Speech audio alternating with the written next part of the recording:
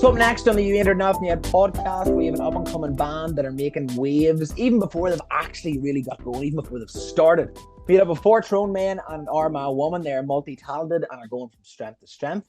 They have played all across the island of Ireland. They're going to be playing apparently in the largest cave in Europe sometime in 2024, not before they head stateside for Paddy's Day.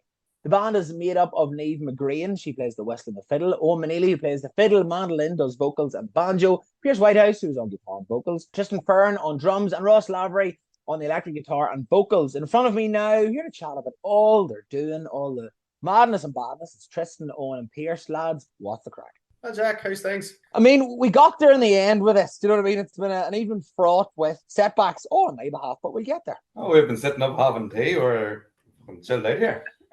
You're chilling out having a good time. Well, look, we'll jump straight in. Lads, where did the name Wolfhound come from? Any his own Wolfhounds? Is somebody of a love of mythical Irish creatures? Well, not really mythical creature, but an Irish folklore, I suppose. What's the crack with that? We wanted a name that gave clues to the genre and the style of music that we done and who we were. We're obviously an Irish folk and trad band, so we wanted a name that kind of captured that. We wanted something a wee bit different. We just thought the word Wolfhound sounded both cool and Irish at the same time, a wee bit unique, a wee bit different. So that's how we ended up with that name. Question, where did you steal the Wolfhounds from for your cover photos? Where did they come out? Did you find them? That was actually a random shot. So we were trying to come up with ideas for photo shoots and just different things. And I thought to myself, God, wouldn't it be deadly if we could get actual wolfhounds? And I actually joined an Irish wolfhound community on Facebook. And then it's actually quite funny and a bit random. Yeah. So I typed in open post, really desperate here. By any chance, does anybody own two wolfhounds? So not only was I looking more than one, I was looking two, and possibly in Ireland. So we were willing to travel to arrange it. And I couldn't believe it. So obviously, we're all based around the Mid-Ulster area, apart from me, who's unfortunately Armagh. But I know it is what it is sometimes, A lady commented and says, I have two outside Dungannon. I couldn't believe it. I thought this is class. So I just went from there then and got in contact, and it turned out they were actually very well paid wolfhounds, although we were lucky to get them for free. Very good. She had more than two. She actually was an international breeder, and these wolfhounds had appeared in films and in movies, Game of Thrones and all sorts of things. They're more famous than we are. Well, so far, you know what I mean? So yous were sort of rubbing shoulders. I don't really rub shoulders with the dog, I suppose, with TV royalty already, lads. You know what I mean? No, we weren't far off rubbing shoulders with them. They were fucking massive. The only difference is that the dogs actually used to get paid like £250 a day, whereas we give them absolutely nothing. I know, we give them a scratch. Yeah, we scratch by there. A wee treat maybe of some description, But I suppose, look, you're a trad folk band, but you have a lot of influences in the band, because I know Tristan, you have a lot of punk influences and like punk music, and Pierce, I know that you're big into trad and folk music and rock as well, and there's sort of a real breadth of influences across the band. How do you bring all that together in terms of what you play? I suppose just sitting down whenever you start to play something and someone says, "No, I don't like that." It's as simple as that. Plain and simple, we're sort of still trying to add in our own wee bits and pieces as we go along. After each gig, you're thinking, maybe this here song would have went down well, and you go back and maybe go over it a wee bit, and it mightn't go down all that well at all. We all come from probably different musical backgrounds to a certain degree, but I think we kind of overlap in the genre that we're in at the moment, which is great. We all have an interest in that genre, in one way or another, and we're lucky that we all largely sort of would listen to that style of music and have an interest in that style of music, except for Tristy, who wants to just be a Blink-182 cover band. It's actually funny as well, because I've been playing with most of the guys for probably like a wonder. I've been playing with one now 6-7 years, and a lot of the same songs, a couple of new songs or whatever, but I still don't actually know the names of the trad tunes. I love it. So you know how to play them, you just don't know what they're called. Don't know what they're called. He doesn't know how to play them either. But yeah, that's fun. Fair play. Well, tell me this, so obviously there was a rebrand, you're now Wolfhound. We're not going to dwell on anything in the past, but can you tell me about your first gig with the Five A's, with the full lineup, the full, beautiful, fully fleshed lineup that we have here? What was the first gig? Tell me how that was. Was there any nerves? What was the feeling? Was it elation that you were actually out together, or? It was stone mad the whole weekend. It was sort of, we never had overly much time before the first gig came around, did we? We had got together and we had practiced for maybe a couple of weeks, couple of months, something like that, and it turned out that just the way the calendar fell, that our first live gig together ever was on the main stage at the All Ireland Fla. I think it's funny to add as well, there was a massive miscalculation. Owen thought we had 12 weeks to prepare ourselves. Yeah.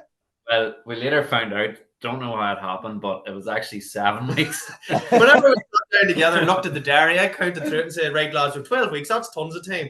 So we were taking it easy. And then a couple of weeks later, I went, Jesus Christ, we actually only had 7 weeks. So talk about pressure then, especially with the first gig being as big as it was. And then, so it turned out to be a busy debut weekend. We had the All Ireland Fla, and then we went to Achill Island off the west coast of Ireland. Beautiful part of the world. One of my favorite places in the world. Yep, we played a festival there. It was our second ever gig. And then we played a festival in Monaghan. That was all one weekend, Friday, Saturday, Sunday. So it was a baptism of fire, but we had a bit of crack along the way. We decided that we weren't going to just travel up and down each day to the gig. So we hired vans and we took the plus ones and we done a bit of a road trip across Ireland, put a mattress in the back of each of the vans, slept over, took plenty of pints, had plenty of crack, and it was a great first weekend. I mean, like, you know the way they say, like, things, oh, let's just, rock and roll, baby. Like, that was just, fuck it, why not? Like, you know what I mean? That's class. Like. It wasn't exactly a luxurious tour bus we were in. No. Well, look, I've been to many a Fla. I was at the All Ireland Fla this year, and I think Flas are brilliant because, I love them not just for the enjoyment of the music, but because I feel there's a pride when you go to a Fla, whether it's a Tyrone Fla or a Fla anywhere in Ireland or the All Ireland Fla. But apparently I have listeners in Argentina and I have listeners in Germany. Now, the Germans probably know what a Fla is, but for anybody who doesn't, just give a brief explanation about, how big the All Ireland Fla is. It's the biggest festival in Ireland. It attracted something like 750,000 people last year. Right. On an island with a population of 5 or 6 million. That's a lot. And the two Johnnies done their radio show there that weekend, so that there's just how big it is by them two boys there. Yeah, it's across 2 weekends. It's like 10 days of Irish folk and trad music. There's lots of festivals. There's competition for people competing, but it's mostly just crack on the streets, in the bars. There's pop-up sessions here, there, and everywhere, and it's just deadly crack. And that main stage or the main gig rig was in a massive car park. I was there, and I know that was probably daunting. Like, you looked like you enjoyed it though. We did. I think it was nervous smiles more than anything. Just get through this without any major mistakes. But I mean, what an experience! What a way to kick things off. A lot of bands would probably start in maybe bars and things like that. We were blessed that we got to start at such a big festival, but it was sink or swim. Without a doubt, and sure says you, why not? And also the Irish road trip, like he's packed so much into the one weekend. How, like, how did it? I suppose it was a case of you just had to get on with each other. Like, if there was any rows, you had to move on very, very quickly. Have any of us felt like it? I don't think there's been a row ever. No. And do you know what? We were so lucky in that some of us had played together, some of us were strangers prior to the band, but we're blessed that we all just gelled instantly, and never been a bad word, and the crack has just always been mighty. So we're very lucky that way. Probably jinx it now. Fall out before we leave the house. We're gonna kill all after this chat. Well, look, you've played in many a great place. Newry, Omagh, Monaghan, Letterkenny, Cavan, even the Moy. We call the Moy a great place, but anyway, what is the plans for in terms of touring the rest of the year? Are you playing in this massive cave? Is it a real thing? Did I just read that somewhere? What's the crack? Yeah, we have a summer tour organised for Europe. We're playing in We're playing at an international folk festival in Skagen in Denmark in July, and then we are playing at a festival in the Netherlands, and we are playing an Irish festival in Germany, which, yes, you're correct, it is in the biggest cave in Europe. Mental venue, absolutely mental venue. So we're really... You wouldn't want to be afraid of bats. No, you don't want to be afraid of bats. You want to be able to have a bit of crack and learn the odd word of German. So any of your German listeners, yeah, we're open for lessons. And we're also playing in London. Then afterwards, we're doing a couple of gigs in London. So there's plenty in the pipeline later in the year. And I also seen as well that you're fans of the Mary Wallopers. I've seen them live; they're brilliant, and they also are fans of yours. I've seen that they took a little photo with one of your photos or with one of your posters a while ago. Is there? I suppose you'd always love to be supporting big bands like that and always working with them. Is there any inroads in that respect? Not particularly with them, but with anybody. Or do I need to speak to my contacts and try and hook these up, lads? I think you need to speak to your contacts, get it sorted ASAP. Well, that festival in Germany, actually, we're going over with Kjol to play that. If you've heard of Kjol. So we're traveling over with them. They're also playing the festival with us. And we call them Dublin Legends. Dublin Legends we're playing with, in Denmark, who are the remnants of the Dubliners. So you do come across some big bands in the circuit and at these festivals, and we be as starstruck sometimes as other people. If Pierce ever gets to play with the Mary Wallopers, I think that'll be his life will be complete. I'll just give up then. They play in a wee bar just far side in Ure, and the Dock Lumpers is called. Yeah. On Thursday night, a couple of the boys, Finian and Andy. So others we met them. I've been down a right few times. Tristan, all three of us have won. Yeah. So got chatting away to them a right few times. Like, and they're civil as fuck, and they like the crack, Happy days. Hey, look, see what happens. You know what I mean? What's listening? Tell me this: are the vans coming to Germany and to Denmark? Are the vans, is road tripping across Europe? Is this, do I have to get the documentary team on this, lads? If I had it my way, it would be 100%. Yeah. Pierce wouldn't be a fan of the flying, so if he could take the boat and the van across Europe, he'd be a much happier man. But we're getting him to New York now, so we're not there yet. Don't put the curse on him. Is this going to be a case? Did any of you ever watch the A Team when you were younger? BA had to get the injection to get him on a plane. Is this what you're going to have to do with Pierce? That's Pierce. Oh, well, I went through the hypnotizing and all that there sort of stuff at this stage now. So if it doesn't work by now, I may just get the woman to hit me a good hard slap in the mouth. Well, tell me about the first single you released. It's a cover of Mariner Boy by Ample. For anybody who doesn't know them, they're a contemporary folk band. I'm actually very much looking forward to seeing them now in March in Belfast. Why that song? Like, there is a plethora of old folk tunes, perhaps more well known, that have a bigger standing in that scene. But Ample are up and coming. They're brilliant. They're fantastic. But why that song in particular? Was there a resonance with it? What was the story? Ross brought it in, didn't he? Mm-hmm. Ross had discovered the song and brought it to us and said, "I've heard this song. I really like it. I think that it's different." And we all listened to it and really liked it. And we just thought we probably wanted to start off with something a wee bit more unique than maybe a lot of the more common folk tunes that are out there.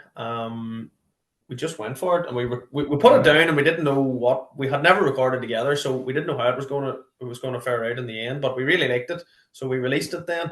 So that's how that came about. We do have some other recordings in the pipeline at the minute, so we're hoping to get a number of releases over the next couple of months. So hopefully they'll go well for us. Well, that was my next question. What about original music? Like, you're obviously you all work, you all have lives, you all have partners, kids. And other things outside the band. So it's obviously very, very hard to sit down and get time to compose, to write together, even to jam together, to practice. Is there any original material perhaps on the horizon? Yeah, I think we do have serious ambitions for original material. we probably all have our own things floating around our head. We have some lyrics wrote down. We have some melodies and different things individually. We definitely want to pull that together as a group. Once we get these next few recordings out, I think that's sort of the plan, to start pulling the ideas together, sit down and see what happens. Fair play. Well, I will be waiting with bated breath for a cover of Apple's The Island. Because to me, I love that song. It's a beautiful song. It's a quite sad song when you think about it, or maybe I'm just a really sad person, who knows. But I'll be waiting with that one. St. Paddy's Day is it's Irish Christmas, and for the Americans, they do it even bigger than we do it here in Ireland. You're heading stateside. Tell me about that. How did that happen? Are you looking forward to it? Is it again daunting? Like, you are playing in 4 or 5 different really well-known bars in New York. So just like, give me the lowdown on that. What you can tell me, if some of it's top secret still, like, I understand, but Well, they can't even secret at all now. No. As long as you don't tell them customs.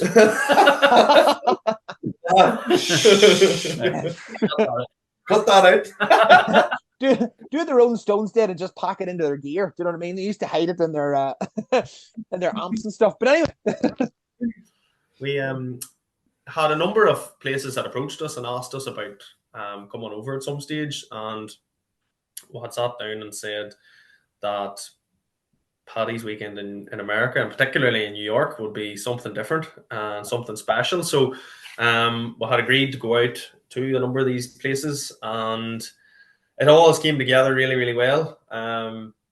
Some of us before have played in different parts of the world over St. Patrick's Day, Dubai and different places, but we have previously, some of us as well, played in America, but not over St. Paddy's weekend. So it's hopefully going to be something very special, and we're really, really looking forward to it. Fantastic. And can you tell me what bars he's going to be playing and what's the dates? Give me a little bit of forward sell yourselves. That's I don't even know the names of the bars. Yeah. The Dead Rabbit's the only name I know. On the Friday, we have the Irish Exit. Great name for a bar. It's the sister bar of the Dead Rabbit. Yeah. I thought it should be a big night. I was looking it up. It's only around the corner. It's like 1 minute walk from Madison Square Garden, Oh, and no, yeah. Fergal McCrory from Cullean here is fighting that same night. You'll be stuck in the middle of that, Pierce. No. We'll just be finishing up our gig. I'll be rightly cut to that stage. Someone will have to tell me if you want or not. That's FaceTime. Saturday then we're in the Dead Rabbit, which for anyone that doesn't know, has won best pub in the world on a couple of occasions within the last few years. A couple of guys from Belfast own it. So it's world famous. It had Bioga playing last St. Patrick's weekend. Cian the Crow was playing at it there a month or two back. So we're really, really looking forward to the Dead Rabbit. And then on Sunday, we're playing in Haswell Greens and Kegroom. Yep. So that's St. Patrick's Day. So we've got plenty lined up. And, like the Americans are, and there's a few Americans actually listen to this podcast as well, but they're a different breed of people. Do you know what I mean? Different nationalities, different cultures have different ways of getting on. But the Americans take things to the extreme. Are you looking forward to that, or you know what I mean? Like Irish people, we are loved when we go to the States. What's your vibe on that? I'm looking forward just to the whole culture side of it. It's just see everyone. You know what I mean? It's your first time, isn't it? My first time, man. I'm already dreading someone coming up to me and saying, "Oh, my great granny's from there." Oh, there's loads of that. I see all that there sort of garbage. Like, there's loads of that. And everyone's Irish on St. Paddy's Day. Everyone's Irish, but no, they celebrate it better than we do. Like, so. What I have actually found, I've played abroad a lot with the band, and I actually find that Irish culture is nearly stronger outside of Ireland with the expats, and in particularly around St. Patrick's Day and things like that, quite often than it is at home.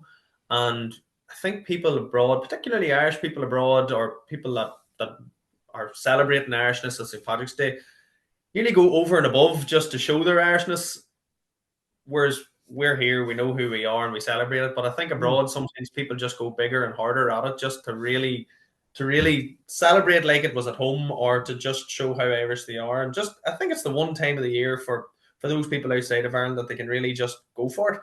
I said they're acting Irish from 3 o'clock to 7 o'clock, and then after that, they're all fit. And only the Irish people still get to keep drinking. Yeah. Well, look, lads, before I let you go, I do a quick fire round. A quick fire, and nobody ever does a quick fire, so don't panic on that. It's just a few questions, just to really get to know you. You know, I've done all the serious stuff. What are you doing with the band? Where are your influences? All that, you know. But these are the questions where I really get to know who you three are. So, first question: if you were a drink, alcohol or otherwise, what would you be? People say I'm a pint of Guinness because Americans are fascinated by me and people pretend to like me. Somebody said to me once they're a whiskey sour because they're bitter and strong all at one time. Somebody said to me recently they were a Ribena because they're childlike. Or it could be just your favorite drink. It could be a cup of tea. Whew, that's a tricky question. That is a tricky question, but what drink would it be? I think I would be a whiskey. I can be serious, but I can also be good crack. Okay, good. I like it. I'd say I'm probably a pint of Guinness because I'm a bit stout. I like it, man. I love it. He's put me on the pressure. I don't know what the fuck I am. You're a liter bottle of vodka because that's all you want to know about when it comes to things. Two double vods. Fair enough. I've actually served you a few double vods in the past, Pierce. Actually, to me. Jack, you definitely have. You definitely have. Lads, if you had a superpower, what would it be, and what would you do with it? I would love to be a master of every instrument in the world. I think that would be class. Just to be able to play every instrument. I'd probably go a bit serious. The heal. The what? The heal. If you had a superpower, you could heal someone. Oh, right. You know what I mean? It's simple. Like walking a dog to heal or something. Yeah. Now I'll be able to just. I knew what you meant, Pierce. If they didn't, I knew what you meant, lad. Thank you. Dr. Whitehouse here. What about yourself, Tristan? Do you have any aspirations for superpowers? Oh, I suppose there's plenty of serious ones, but to be able a superpower. I suppose to be able to play maybe in like all my favorite venues around the world, I suppose. Because then you sort of wonder, like, God, don't know. It really stuck me in that one. It really stuck me. Okay, well, look, I'll leave that one with you. If you want to come back to the end, we can circle back. If you have a hangover, right? You now have a hangover. You've just played the Dead Rabbit. You woke up the next day, or you played your last gig in America. You've woke up the next day, the head is splitting, or even you've just played somewhere local. You've played the Moy, you've played somewhere in Belfast, Dublin, wherever. The next day, hangover food. What's the go-to? Is it not eat all day and maybe have a big dirty Chinese? Is it just drink liquids? Is it go back on it again? What's the crack? What's your hangover go-to? Vodka and Lucas Plain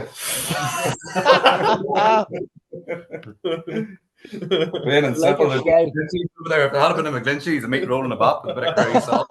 Yes, meat roll and a bop's underrated. I second that, sir.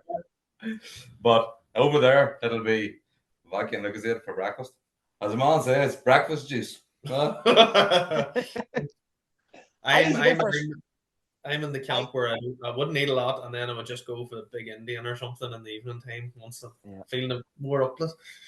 Yeah, not that I'm more of the designated driver now, but when I do go at it, I go hard. So I would say something greasy.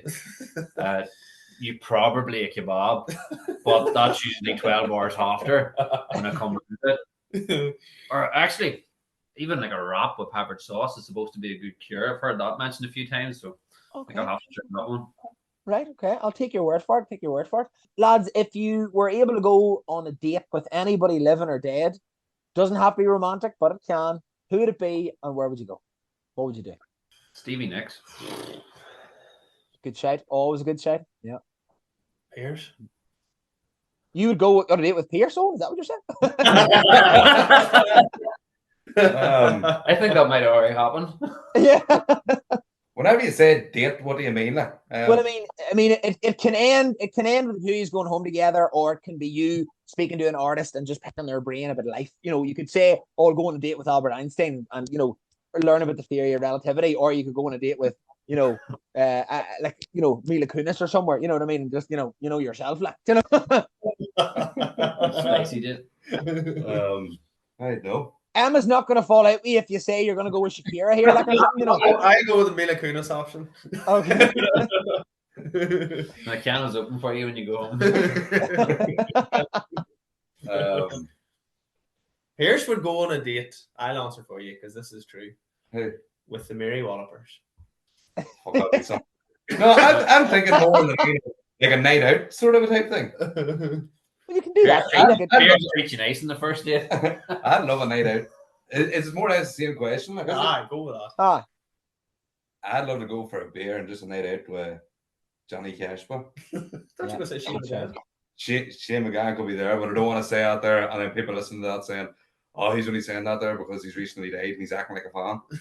So, no, I know you do like Shane McGann. So if any of the haters come at you, Pierce, I'm here to back you up. The final question, lads. I have a magic ball in front of me. I'm not Mystic Meg, I'm Mystic Jack. You can play in any venue in the world, be any gig. You can be supporting, you can be headlining, it can be a festival, it can be anywhere.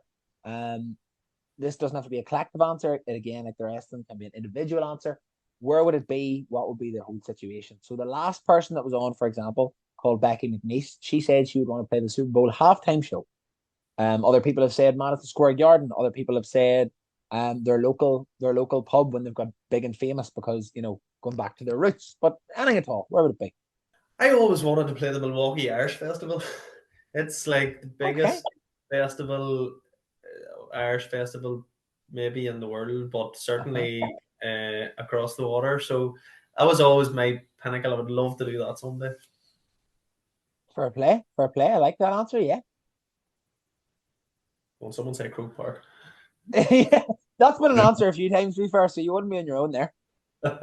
Trailer probably gets stole out the front some I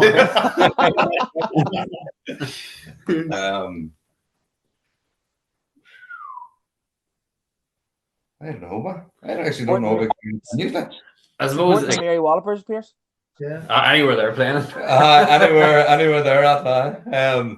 If you could support someone and do something like that there, it would have been unreal to support Red Hot Chili Peppers at Slane Castle. Yeah, that would have been one of the best concerts ever. Like, that would have been probably a shit. I suppose as an Irish person, it would be probably an easy option to say Slane. I would say Slane would definitely be in my top 2 or 3.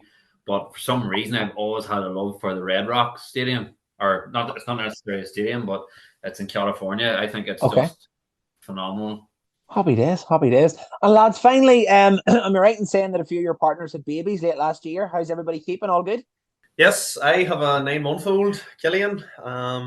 He's keeping very well. So trying to balance the band and being a dad is sometimes challenging, but it's all good crack. I would imagine. I have a 3.5-year-old, Delilah, who is very much in the toddler stages, but she's good crack. So they'll all be playing in the band then very, very soon, pretty much, yeah. The drumsticks are out anyway, so not hitting them, she's hitting me with it. So Killian was only a week or 2 weeks old, and I put up a video of him laying on the guitar with me playing it, and I think so far it's got over 6 million views. So that's on Facebook alone, so we can use them to our advantage sometimes. Of course, without a shadow of a doubt. So that's what they're there for. Lads, plug all your socials and any upcoming stuff. All the usual stuff. Where can people find you? Where can people hear you, listen to you, and so on?